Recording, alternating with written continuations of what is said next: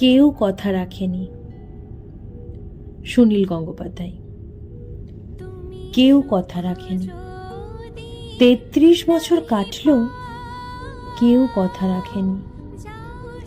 ছেলেবেলায় এক বৈষ্ণবী তার আগমনী গান হঠাৎ থামিয়ে বলেছিল, শুক্লা দ্বাদশীর দিন অন্তরাটুকু শুনিয়ে যাবে।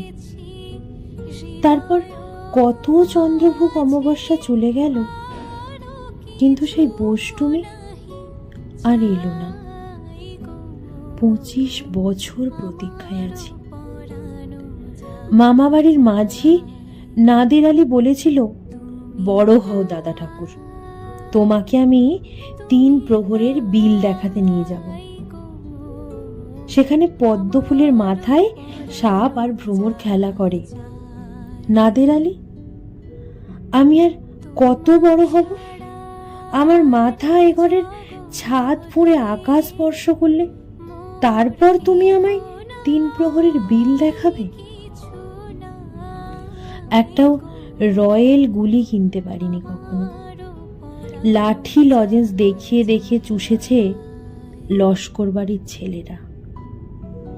ভিখারির মতন চৌধুরীদের গেটে দাঁড়িয়ে দেখেছি ভিতরে রাস উৎসব।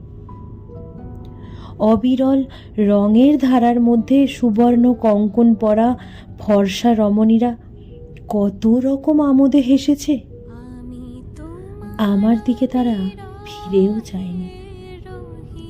বাবা আমার কাঁধ ছুঁয়ে বলেছিলেন, দেখিস একদিন আমরাও। বাবা এখন অন্ধ। আমাদের দেখা হয়নি কিছুই।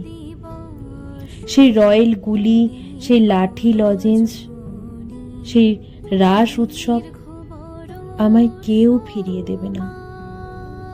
বুকের মধ্যে সুগন্ধি রুমাল রেখে বরুণা বলেছিল, যেদিন আমায় সত্যিকারের ভালোবাসবে সেদিন আমার বুকেও এরকম আতুরের গন্ধ হবে। ভালোবাসার জন্য আমি হাতের মুঠেই প্রাণ নিয়েছি। দুরন্ত ষাঁড়ের চোখে বেঁধেছি লাল কাপড়। বিশ্ব সংসার তন্ন তন্ন করে খুঁজে এনেছি 108টা নীল পদ্ম। তবু কথা রাখেনি বরুণা। এখন তার বুকে শুধুই মাংসের গন্ধ। এখনো সে যে কোনো নারী। কেউ কথা রাখেনি। 33 বছর কাটলেও কেউ কথা রাখে না।